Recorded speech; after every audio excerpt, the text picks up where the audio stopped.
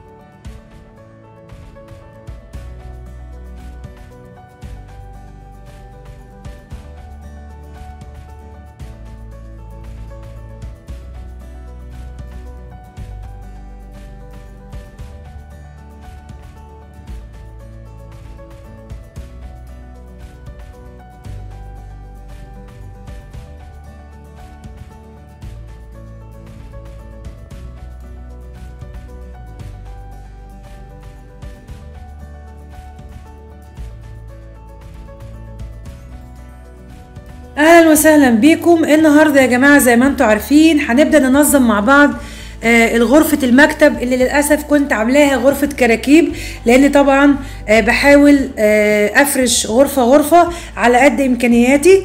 زي ما انتم شايفين انا نظمت معاكم قبل كده الغرفه ديت، بس كان جزء من الغرفه. دلوقتي انا بدات طبعا انزل المكتبه والكتب واشيل طبعا اي كراكيب كانت فيها عشان اظبطها. تعالوا نشوف ما قبل دلوقتي وان شاء الله نشوفها بعد الفرش. يلا بينا ننضفها مع بعض. زي ما انتوا شفتوا قبل قليل انا نزلت الكتب وبعد كده نزلت المكتبه اهيت اللي كانت متعلقه في الحيطه، وبدات طبعا ان انا اكنس الغرفه بالكامل. وبدات دلوقتي طبعا لسه ما عملتلهاش ستاره، باذن الله هعمل لها ستاره قريبا جدا. ولسه كمان المكتب ادعوا لنا بقى باذن الله نحاول نجيبهم ان شاء الله قريبا على حسب الامكانيات. دلوقتي انا شلت الستاره عند الشباك وبدات اكنس الغرفه وهبدا اظبط الشباك. زي ما احنا شايفين رحنا حالا على الشباك. بدات طبعا استخدم السشوار الخاص بيا. طبعا ما عنديش اللي هو الجهاز اللي بينطر التراب دوت. هبدا ان انا يبقى معايا فرشه قديمه وابدا طبعا انضف التراب على الناشف قبل ما انا طبعا ابخ اي حاجه من بخاخه منظفات او كده.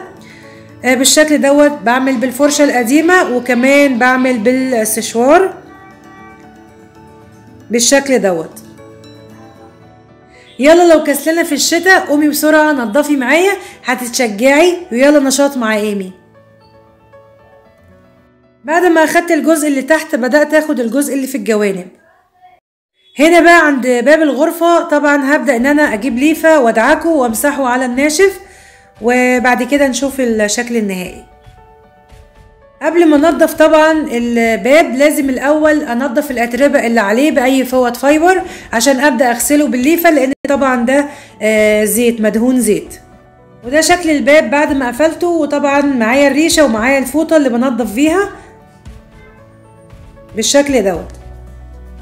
زي ما احنا شايفين طبعا بعد ما خلصت تنظيف اللي هو في المساء، لان طبعا الركنه هتيجي باذن الله بكره ان شاء الله. دلوقتي طبعا انا سيقت الارض وفرشتها. طبعا دي السجاد اللي هو بواقي عندي، طبعا دي قديمه. طبعا الكمبيوتر زي ما هو في مكانه، وطبعا حطيت اللي هو القماشه ديت على الشباك عشان ما تبيناش، لان طبعا الالمونتان بيبين بالليل. عبال طبعا ما اعمل لها ستاره.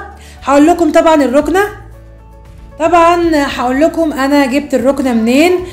من عروض قباني فلوران عندنا في الاسكندريه. هو عنده اكتر طبعا من فرع. قباني دوت اساسه عراقي، كان عنده عروض، فبصراحه حبينا ان انا وزوجي ان احنا نشتري ركنه في العروض ديت. وزي ما انتم شايفين عند الشباك انا حطيت القماشه ديت عبال ما اعمل ستاره ان شاء الله قريبا. ادعوا لي. تعالوا بقى نشوف الركنه. وجينا الحمد لله في اليوم اللي بعده. زي ما انتم شايفين بقى الشمس طالعه اهيت. العمال اتصلوا بينا وجابوا الركنه زي ما انتم شايفين. طبعا الترابيزه ديت كانت عندي من الانتريه القديم، وطبعا دي ترابيزه الكمبيوتر حطيتها في الجزء دوت وفي الوصلات بتاعتها وكل حاجه. ادي الركنه يا جماعه. لونها اتمنى طبعا يعجبكم. انا حبيت اختار اللون دوت عشان يبقى مقارب شويه من الاوضه. زي ما انتم شايفين طبعا الستيكر اللي هو معمول في الغرفه في النقاشه فيه اخضرات، فحبيت ان انا اعمل اللون الاخضر الفاتح دوت. وطبعا الخداديات بتبقى مشجره بالشكل دوت. في اول الفيديو طبعا هتشوفوا تقسيمات الكنبه ديت. طبعا الكنبه ديت يا جماعه تنفع معاكم سرير، ودي كمان بتريح الظهر، الجزء الظهر ده بيريح لورا، وكمان تقدري تخزني فيها حاجات تحت، بطاطين وحاجات تانية كتير بالشكل دوت. زي ما احنا شايفين طبعا هي بتترفع بطريقه كده معينه، بترفعيها بالراحه بستاند كده وبتوقفيها عادي، هي بتقف لوحدها. يعني بترفعي الجزء الطويل دوت لفوق وهي بتثبت لوحدها على حسب ما انت عايزه الارتفاع، عايزاه عالي، عايزاه حبه صغيره. وطبعا زي ما انتم شايفين الجزء التاني متقسم ازاي. تمام كده. هنعيد تاني. انت حضرتك بترفعيها في المستوى اللي انت عايزاه. هنا هتحطي بطاطين، هتحطي الحفه، هتحطي كتب، اللي انت مش عايزاه او اللي انت مش هتستخدميه، مخدات، ايا كان اللي انت عايزاه اوريدي بتحطيه هنا في المكان دوت في الصحاره ديت. طبعا هنا الكنبه التانيه متقسمه، هي بتترفع مش بتتشد، بتترفع بالشكل ده. وده يا جماعه شكلها وهي مرفوعه. طبعا المتحركة هي الجزء دي، لكن الكنبة الكبيرة بتترفع عادي وبتنزل تاني مفيش مشكلة. بتبقى سريرين، يعني حد بينام بالطول وحد بينام بالعرض. تمام بالشكل دوت. وانا حطيت طبعا الترابيزة هنا، طبعا دي ترابيزة قديمة عندي حطيتها هنا مع الركنة. وكده طبعا الشكل النهائي بالركنه بنحطها بالشكل دوت. ادي الخداديات الخضراء ديت، دي بتستغليها ان انت بتنامي عليها. ممكن تحطيها طبعا في الصحاره لو انت مش عايزاها، ممكن تحطي بس الخداديات المشجره بالشكل ده زي ما تحبي طبعا. تمام. وطبعا دوت الظهر دوت او الايد ديت بتتحرك، بتشيليها لو هتلفيها الناحيه التانيه بتلفيها وتحطي الدراع زي ما انت عايزه. في كده جرار بتحطي فيه. طبعا بكده طبعا ترابيزه الكمبيوتر حطيتها في الناحيه ديت. وبكده طبعا الشكل النهائي. ادعوا لي بقى اجيب لسه فاضل لي المكتب، وكمان هرص المكتبه ان شاء الله اللي هي القديمه اللي انا شلتها، بس هرشها الاول بعد التجديد اكيد هوريها لكم. وبكده طبعا انا خلاص رتبت الغرفه. اتمنى تكون عجبتكم ويكون ذوقي في الركن عجبكم. ديت من عروض اباني. تمام.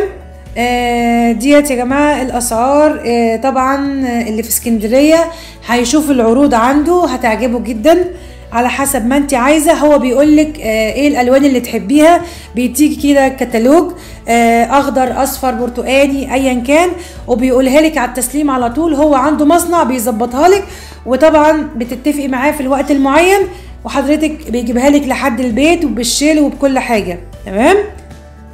اتمنى النهارده الفيديو يكون مفيد وعجبكم وتكونوا اتنشطتم، واتمنى تغيير النظام النهارده في غرفه الكراكيب. واخيرا فرشتها. طبعا هنا هريح رجلي وانا عماله بقى منتج زي دلوقتي الفيديوهات بتاعت القناه او اي حد طبعا في غرفه المكتب. يلا سلام. وبكده طبعا نهايه الفيديو. اشكركم لحسن المشاهده، وطبعا ما تنسوناش في لايك وسبسكرايب وشير. كانت معاكم ايمي من قلب الاسكندريه تحييكم من كل العالم العربي. اشكركم. اتمنى طبعا اكون افدتكم. فرع يا جماعه الفروع بتاعت اباني موجوده في اسكندريه في جمال عبد الناصر في لوران، وخشوا على النت هتعرفوا الفروع في كل حته، وبيجيبها لكم لحد البيت والالوان اللي بتختاريها، وما بياخدش معاكم كام يوم وبيسلمها لكم على طول. شكرا جدا ليكم. دمتم سالمين.